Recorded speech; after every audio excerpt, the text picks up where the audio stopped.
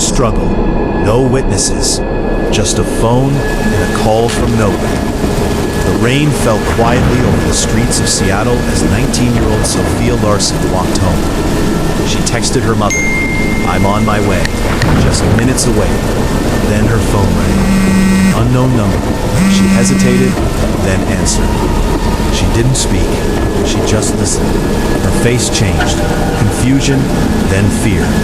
Seconds later, she ended the call and turned away from home, walking into a dark street she had never taken before.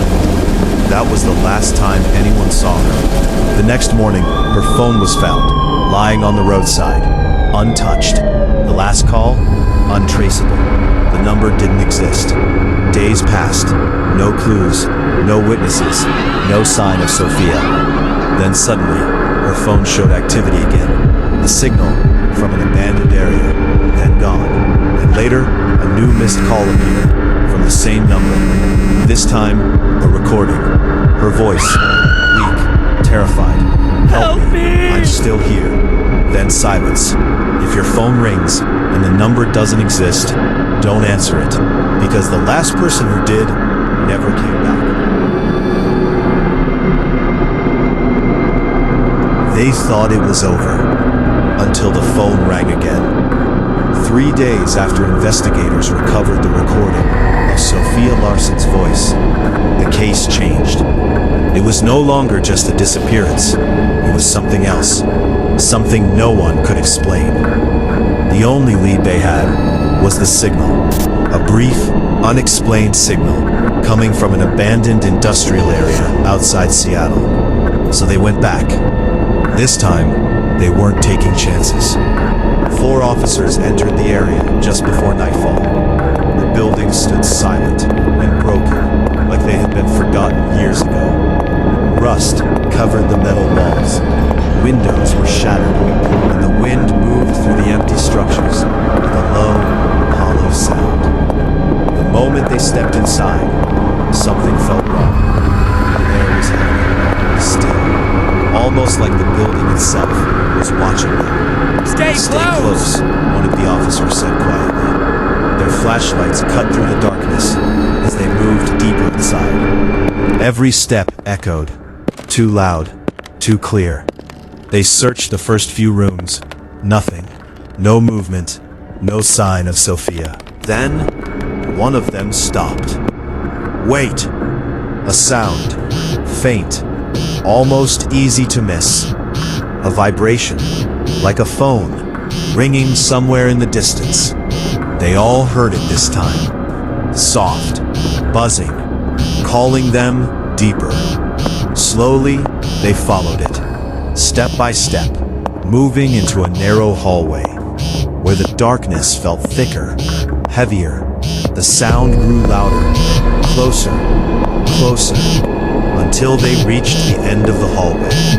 And there it was, a phone, lying on the cold concrete floor. Not Sophia's, another phone. Its screen glowed faintly in the dark, vibrating. Incoming call, unknown number. The same number. No one spoke. No one moved. Every instinct told them to leave it alone. But one officer stepped forward, slowly, carefully. He picked up the phone. For a moment, nothing happened. Just silence. Then, breathing, slow, heavy, right against the speaker. The officer swallowed hard. Low, silence, then a voice, low, calm, unnatural. You shouldn't have come here.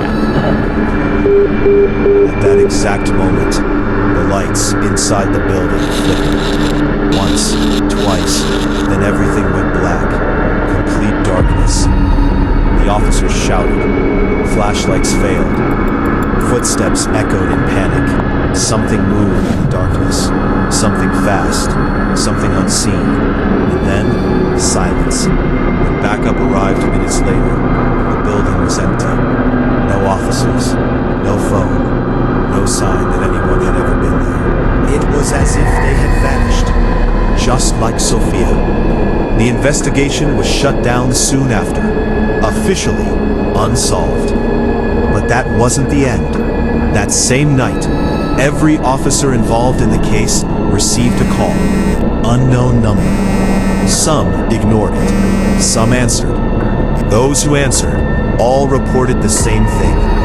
Breathing, then silence, and then a whisper, calling their name. One by one, they stopped answering their phones. And then, they stopped answering anything at all. Now, the number still appears.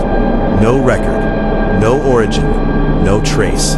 But sometimes, late at night, phones ring, and when people answer, they hear two voices, one begging for help, and the other waiting. So, if your phone ever rings, and there's no number on the screen, don't answer it. Because once you do, it won't just be Sophia they're looking for anymore.